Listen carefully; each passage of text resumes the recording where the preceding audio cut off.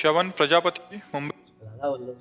श्री हरिवंश महाराज जी एक सत्संग में सुना था कि पापी जीवात्मा को कौन कौन से पापों के कारण अगले जन्म में नीच पशुओं की योनि मिलती है। महाराज जी मेरे से कछुओं की योनि में जाने वाले आचरण हो रहे हैं।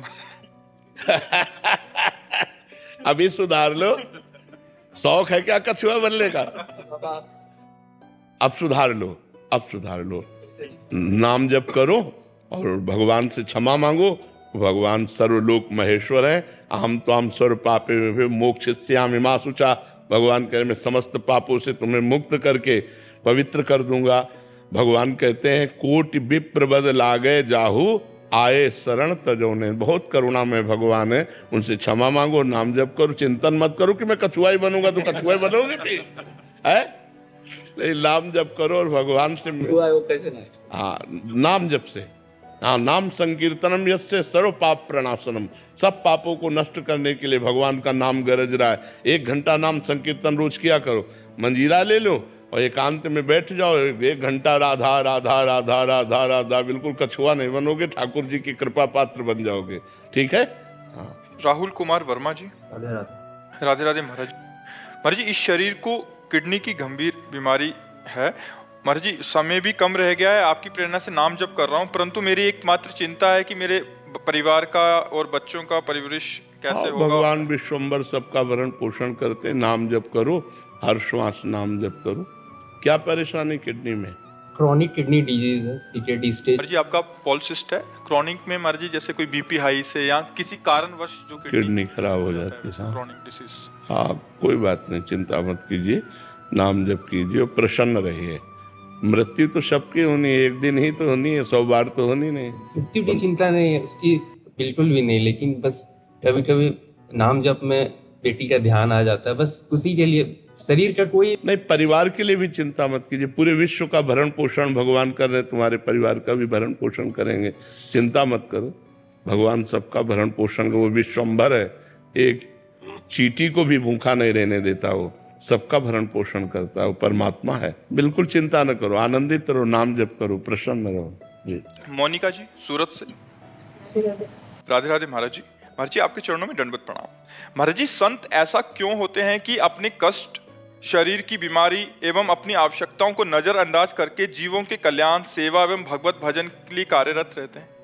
यही भगवान के भजन की महिमा है कि स्वार्थ बुद्धि नष्ट हो जाती है। जब परमार्थ बुद्धि जागृत होती है तो परहित की भावना आती है।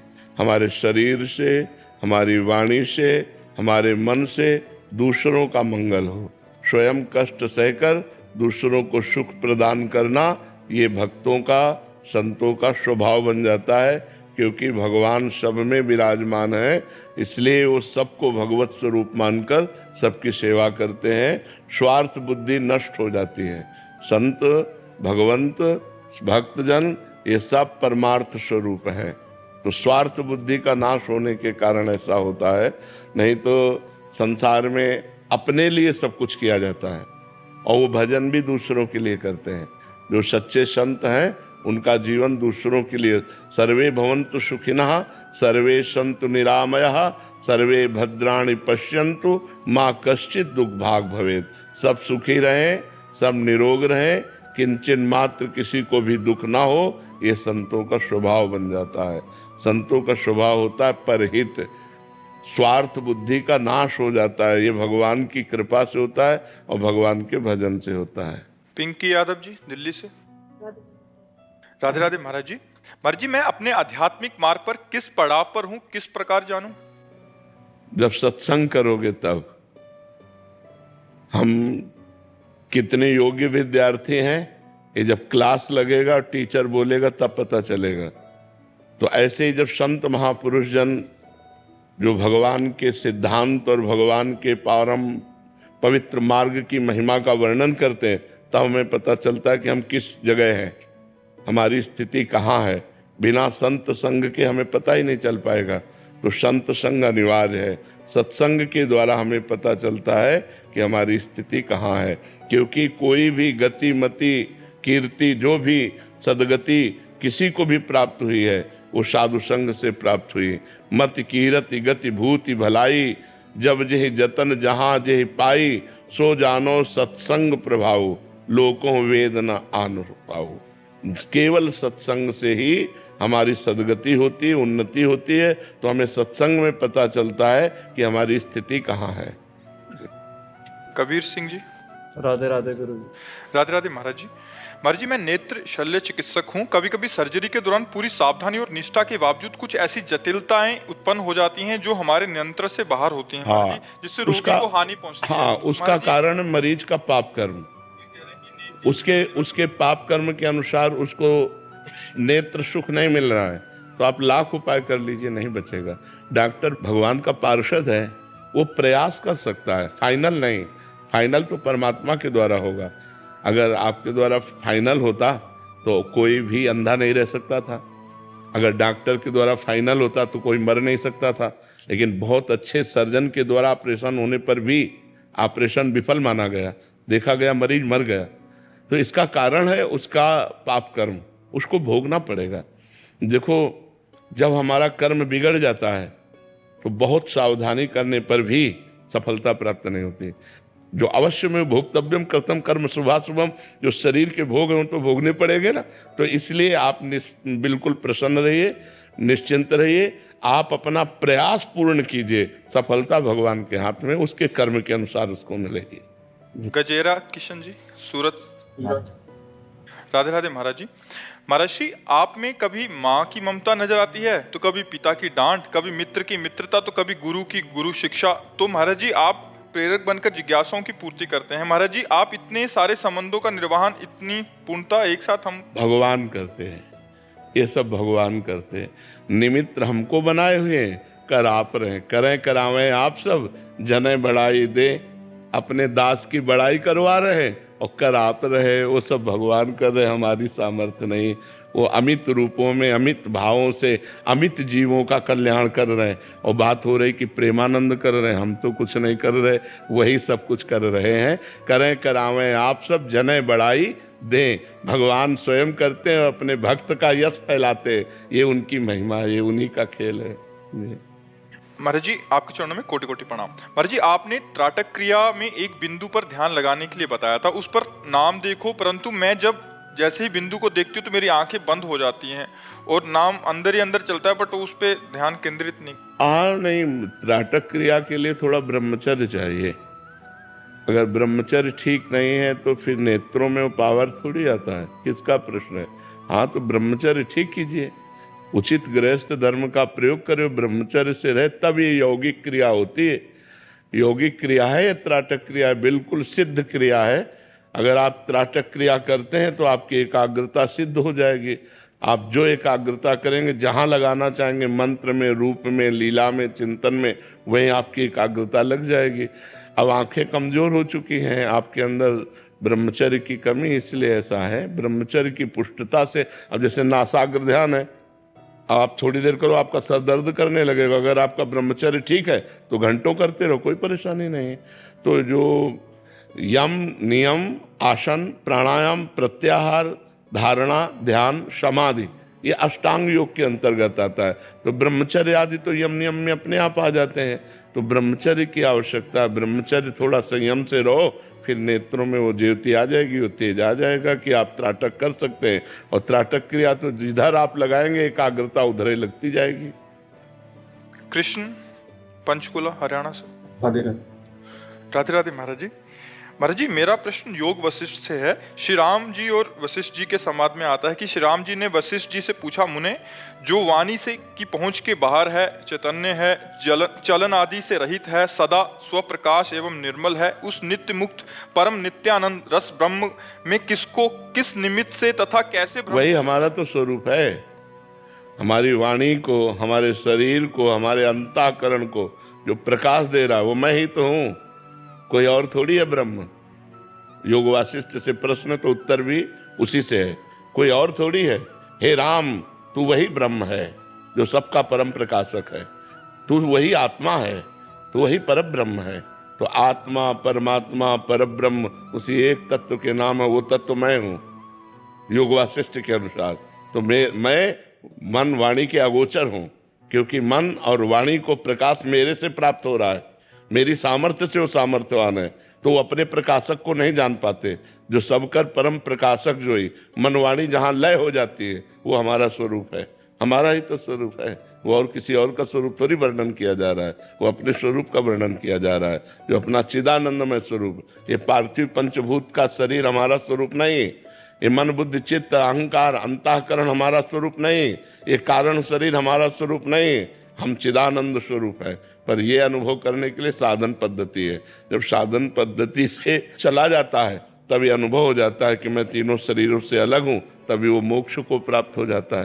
पूरी पढ़ो, योग वासिष्ठ पूरी पढ़ो, बहुत सुंदर है, बहुत सुंदर है। अध्यात्म का बड़ा उत्तम ग्रंथ है योग वासिष्ठ। सुनील जी अफ्रीका से। सीताराम।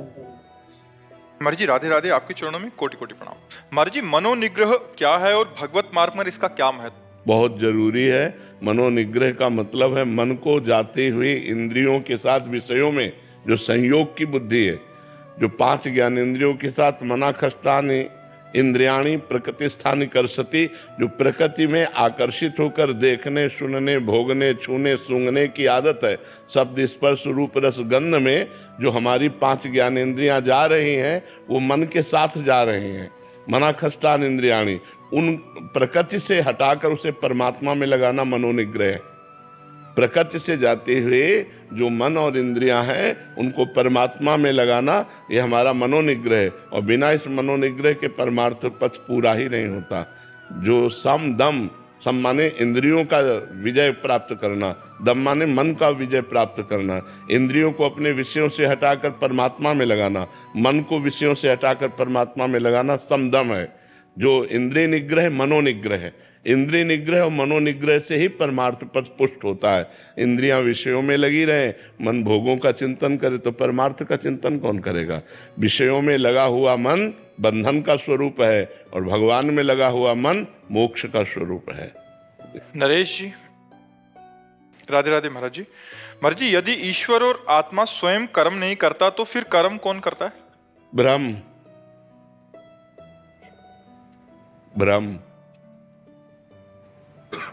भ्रम करता है। ब्रह्म, ये सारा संसार ब्रह्म में भ्रमित हो रहा है। स्वप्न में आपने कभी स्वप्न देखे? स्वप्न देखे, आत्मा करती नहीं है। करने वाला जो शरीर था वो सो रहा होता है, तो स्वप्न के कर्म कौन करता है? स्वप्न में कर्म होते हैं ना, आना जाना खाना पीना लड़ाई झगड़ा हंसना खेलना रोना सब होता है ना। तो आप जब जगते हैं तो आपको क्या महसूस होता है कि स्वप्न क्या था? क्या महसूस होता है? स्वप्न झूठ था, ब्रह्म था ना, भ्रम था, वो सत्य नहीं था। लेकिन ये कब जाने? जब आप जग गए। उस समय तो आपको नहीं पता। उस समय तो यदि हम गिर रहे हैं तो गिर रहे हैं, पिट रहे हैं तो हम पिट रहे हैं, भूखे हैं तो हम भूखे हैं। जो भी हम देख रहे हैं उस समय में सत्य भास रहा है, लेकिन ना शरीर कर रहा है। आप ध्यान दीजिए, शरीर सैया पे सोया हुआ बिल्कुल कोई कर्म नहीं कर रहा, ना आत्मा कर रहा है, क्योंकि आत्मा प्रकाशवान है, वो करता है। तो कर्म हो किसका रहा था? मन से केवल कल्पना, केवल भ्रम, केवल मिथ्या मिथ्या। तो भगवान शंकर का अनुभव, उमा कहूं मैं अनुभव अपना, सत हरि भजन जगत सब सपना। ये पूरा संसार क्या है? स्वाप्निक है। ये कब जानोगे? जब ज्ञान में जग जाओगे। अब तुम्हें उसकी व्याख्या बता रहे हैं कि कर्म किससे होते हैं। 3 गुण हैं, सतोगुण रजोगुण तमोगुण। इस माया की प्रेरणा से पूरे 3 गुणों का प्रभाव अंतःकरण पे पड़ता है। अंतःकरण में मन बुद्धि चित्त अहंकार होता है, उसी से कर्म हो रहे हैं। आत्मा प्रकाशक है, पावर है, आत्मा महापावर है। जो माया का भी संचलन उसी से हो रहा है, और माया के संचलन से इनका कार्य हो रहा है। ना आप करता है ना ईश्वर करता है, पर आप करता बन गए। भ्रम से आप करता बन गए, लेकिन स्वप्न में हमने उसको परास्त किया। आप स्वीकार करते हैं तो चूंकि वो स्वप्न था इसलिए बच गए, और जागृत में स्वीकार करेंगे तो आपको भोगना पड़ेगा। आप जागृत में स्वीकार करते हैं, मैंने ये खाया, मैंने ये पिया, मैंने ये किया, मैंने ये देखा, मैंने सुना, मैं ये करूंगा, मैं ये कर सकता हूं। यही अज्ञान आपके जन्म मरण का हेतु है। अजन्मा होने पर भी, अजन्मा और अविनाशी होने पर भी मरते हो और बार बार जन्मते हो, इसी कर्ता भाव को स्वीकार करके। आप स्वयं कर्ता भाव को भ्रम से स्वीकार किए हैं, इसीलिए आपको भ्रम से बार बार जन्म और मरण का भोग भोगना पड़ता है, जबकि नहीं है, आप में बिल्कुल नहीं है। आप समझ पा रहे ना? यही भ्रम हट जाए, जासु कृपा सब भ्रम मिट जाई, गिरजा सोई कृपालु रघुराई। तो भगवान का भजन करो, शास्त्रों का स्वाध्याय करो, तो बुद्धि प्रखर हो, बुद्धि में विवेक जागृत हो जाए, तो ये स्वप्नमय जगत का जो अहम कर्ता भाव ये नष्ट हो जाए। ये मूढ़ता से होता है, मलिनता से होता है। अहंकार विमूढ़ आत्मा कर्ता हमिति मन्यते, मैंने ये किया, मैं करूँगा, मैंने भोगा, मैं भोगूंगा, मैंने देखा, मैं देखूंगा, ये जो मैं है, ये जो प्रकृति में लग गया, यही हमारे बंधन का कारण है। यद्यपि ना आत्मा को कोई बंधन है और ना शरीर को कोई बंधन है। शरीर जड़ वस्तु, इसको क्या बंधन? बंधन एक भ्रम है, उसी भ्रम को मिटाना है, अज्ञान को मिटाना है।